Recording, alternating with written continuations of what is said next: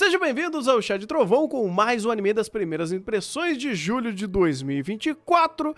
E agora com vocês, Shou Shimin, um novo anime do mesmo autor de Ryouka, né? Pra aí conectar essa informação pra quem gosta de Ryouka, né? Que também é um bom anime. Aqui temos o Thunder esquecendo a abrir uma anime list pra pegar o nome do personagem. Parabéns, Thunder. Excelente trabalho. O Jougorou, que é o nosso protagonista, junto com a Yuki, e eles estão passando por uma nova etapa da vida deles, mudando de escola, supletivo. E aqui eles estão se situando nesta nova realidade que eles estão vivenciando, onde são apenas momentos da vida onde estamos comendo um doce. Vamos falar de doce. Temos o amigo um pouco tóxico, vamos falar um pouquinho sobre ele. Vamos falar sobre o cara que roubou a bolsa, ou pelo menos a pessoa que teve a bolsa roubada, e vamos desenvolver uma história aqui de mistério pra saber o que rolou, por quem que roubou essa bolsa, por que fez isso e tudo mais. E eu acho que o mais interessante aqui, o que dá, eu acho que à primeira vista a ser conversado é sobre sua produção, cara, porque, rapaz, que trabalho maravilhoso que fizeram aqui de condução de cena, de fotografia, até um pouco usado, mas ainda assim muito bem inserido, sonoplastia, né?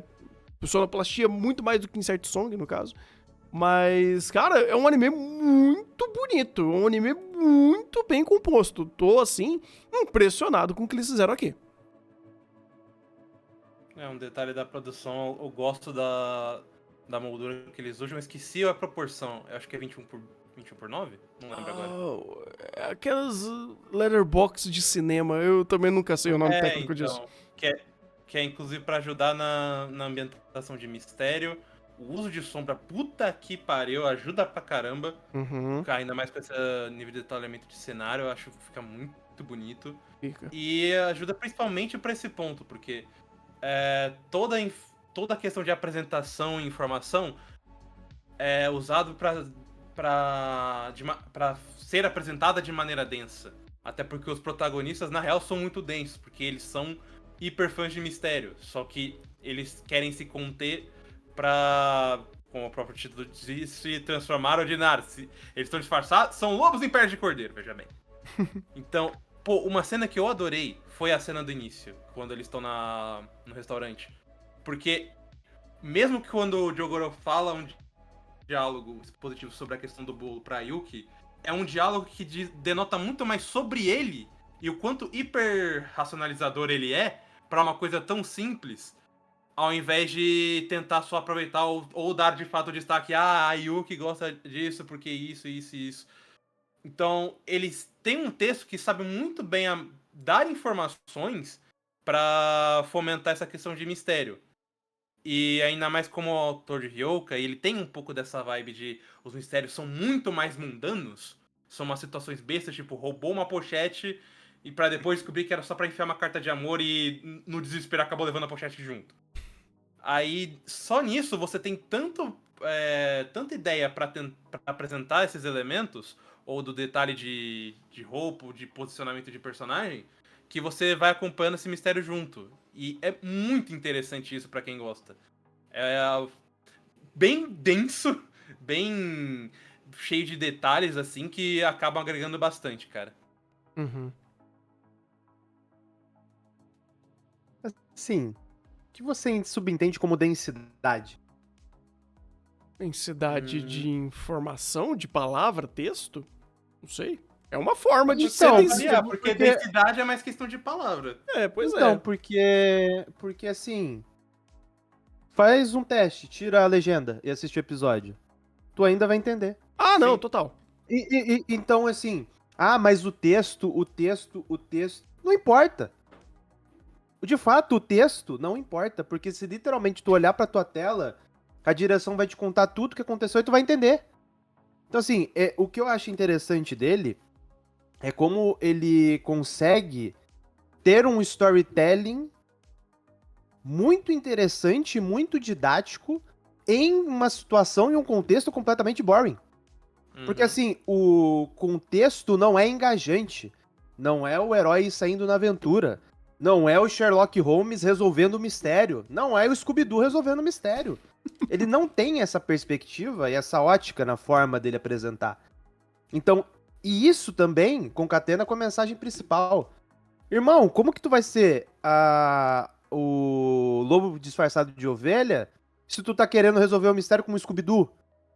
Como Moriarty? Não vai funcionar. Então, assim, eu acho interessante como a direção consegue concatenar exatamente a ideia e, em cima dessa ideia, construir toda a perspectiva. Outro elemento que eu acho fantástico em aspecto de direção é a forma como ele sabe o que ele vai enquadrar. Quando ele te apresenta os personagens em cena, a primeira coisa que ele faz é passar o enquadramento mostrando a cara de cada um. E você, por esse enquadramento, você já entende qual que é o contexto do personagem na cena. Tanto que o personagem que tava mais, porra, cara, por que eu tenho que sair pra achar a pochete? Foi o primeiro que meteu o pé. Uhum. E tu via que no primeiro enquadramento ele tava ali, cara, por que eu tô fazendo aqui? Aí você viu o cara que fez a merda, ele tava, porra, tô preocupadão. Aí tu olha o enquadramento dele, tá preocupadão. Então, assim, esses aspectos, esses detalhes, são elementos que em outras obras a gente chegaria em um personagem e falaria. No meio da resolução do mistério, era ele por causa disso, disso, disso. Aí foi mostrado isso lá, seria completamente explicitado no primeiro plano, coisa que não precisa. E que ele faz aqui muito bem. Outra coisa que eu acho fantástica, na composição de cena, as proporções. Quando tem as cenas dos nossos dois protagonistas, a direção tem um trabalho muito didático e importante pra gente como espectador, que é pegar take aberto e dividir em duas camadas, esquerda e direita. Quando ele pega um objeto, e aí pode ser o espaço entre as duas cadeiras, como foi no restaurante, pode ser um objeto que tá frente à imagem com um blur, pra você não conseguir ver muito bem, mas você tem um elemento de separação que coloca um personagem em cada lado, e ele respeita essa proporção também. Então, assim, quantas vezes ele pegou e usou esse tipo de enquadramento em um plano mais aberto, ou ele pegou e colocou o enquadramento acima do ombro do protagonista. Então, esse tipo de elemento de jogar a direção é que, primeiro, te mantém conectado nesses momentos. Segundo, dentro do tom baixo dos diálogos, da fala dos personagens, é o que vai dar o interessante. É essas perspectivas, essas ideias, essas nuances. E principalmente dentro desse aspecto do anime mistério, e isso que também carrega muito desse mistério. A forma como ele enquadra, a forma como ele coloca, como ele te instiga, não por personagem, mas pelas montagens. Então, assim, é uma obra que ela denota muito mais um aspecto de direção do que necessariamente texto. Porque o texto só está sendo veiculado visualmente e está sendo agregado. E os detalhes que tu precisa, tá literalmente olhar pra tua tela que tu vai entender. É até um elemento Então, muito... é por isso que... Hum. É que eu só queria dar um acréscimo, que é por isso que eu acho até a palavra melhor pra dar pelo menos uma situação de desconforto aqui, é mais denso do que até monótono. Porque mesmo quando você tá nessa questão de diálogo, é muito da forma como eles usam pra até veicular essas cenas. Tanto que isso tem bastante Ryoka também, só que Ryoka, ele facilita um pouco porque a roupagem dele e a linguagem que ele tem é muito mais animística. Então ele permite personagens muito mais estereotipados, ou até mesmo, por um termo melhor, é que eles são muito mais extrovertidos. Aqui todo mundo é muito fechado. Então esse nível de detalhe para apresentação de diálogo acabou me chamando muita atenção, porque tinha em Ryoka, só que não era tão denotado quanto aqui, que precisa muito mais para agregar até no contexto de direção, porque a direção também veicula isso muito bem. E só um detalhe de direção, que o cara que fez, que é o Mamoru Kanbe, de Elfen Lied e Neverland, pô, aqui, comparado com Neverland, eu tô muito surpreso, porque eu já tinha muito detalhe dele em Neverland, só que lá ele tava muito mais fechado por conta da dinâmica do original. Aqui, como é muito mais fechado, ou como você denotou, ele precisa de muito mais uso de ambiente e função de enquadramento pra agregar nessas cenas. E assim, ele manda muito bem aqui, pra pelo menos o que eu vi. Sim, o cara faz cinema. Aqui ele fez cinema, cara. Tipo, aqui ele usou toda a linguagem cinematográfica, usou todo o poder da direção dele pra contar essa história. E ajudou tanto, cara, que até uma brincadeira que o chefe tava falando, mas e o texto, e o texto, e o texto? Então, cara, é tão bem dirigido, é tão bem fácil de você absorver o contexto e intenção, que o texto, ele obviamente faz o trabalho dele de expor ideia, expor diálogo de personagem, mas toda a força dele tá em como ele tá montando a cena, como ele tá dirigindo, como o storyboard funciona. Como o storytelling funciona através da montagem de cena. E uma coisa que eu achei da hora pra caramba, pra até ajudar no aspecto de mistério, é o Jogorou sendo o personagem em cena fazendo a ação da pessoa, né? Que de fato tá sendo investigada. Então ele vai repassando tudo como se ele fosse a pessoa e ele fazendo a ação e ele hiperracionalizando os fatores aqui, que dá até muito mais facilidade de você absorver e entender os processos dentro do mistério. Então, é uma montagem de cena, é uma direção que ajuda muito a contar a história, e a história meio que quando você olha o texto, você fala, poxa, eu tô entendendo já pela montagem de cena. Quando eu olho o texto, é só o a mais pra fechar o pacote. Eu não acho que ele chega a ser redundante, porque eu acho que o texto ele vai pra outras ramificações, mas ele combina muito bem. Só que, sinceramente, o aspecto de produção eu achei muito mais interessante do que o texto. Não que o texto esteja ruim, mas é porque, de fato, estamos no anime cinema aqui e eu curti pra caramba essa produção, cara. O que ele fez aqui foi um negócio muito mais sólido, muito mais consistente do que For Neverland. É porque você tá ligando intimamente o texto com o contexto. O contexto é simplório, o texto não. Uhum. Que funcionou, cara. Tipo, porra, um belo de um anime, cara. Um baita de um anime, curti pra caramba. Não sei pra o que geralmente o autor de Ryoka gosta de fazer. Se ele gosta de escalonar, ser escalarfobético, ele vai trabalhar num ambiente mais mundano, mas eu gostei bastante do que eu vi aqui. Cara, o que eu posso te garantir é que ele é muito criativo pra ficar no mundano, tá? Oh, Porque isso é bom. mesmo quando em Ryoka, quando você tinha, é só um cenário de escola, o que ele puxava de criatividade pra te trazer novas ideias de mistério era muito bem feito. Maravilha, Inclusive, tu cara. já tem um spoiler disso pelo final do episódio, né? Uhum. Ah, sim, maldito. Eu vou pegar aquele cara que derrubou aquela torta, mano. Puta vida. Foi, inclusive, quando corta a trilha sonora pro bolo caindo ali foi forte. Eu Cara, nossa. Ô, machucou, cara. Ô, uma torta gigante, velho. Duas Ele deu tortonas. sorte. Ele deu sorte, quem tava ali era o nosso protagonista. Se fosse o Kira, já é de Vasco. Se fosse eu, já ia correndo atrás do maluco, mano. Não, se ele fizesse aqui no Brasil, rapaz, já tinha tomado 3 tiros nas costas. É foda. Ai, ai. Maurício, quer dar seus 5 centavos também? Não tem mais nada a acrescentar. É aquela coisa, pra quem não gosta de um anime mais lento, com um texto um pouco mais introspectivo dos personagens, essa coisa mais mundana, como tá no título, vai ser meio difícil de entrar. Mas assim, parece que temos bastante coisa interessante aqui, de detalhamento, de como que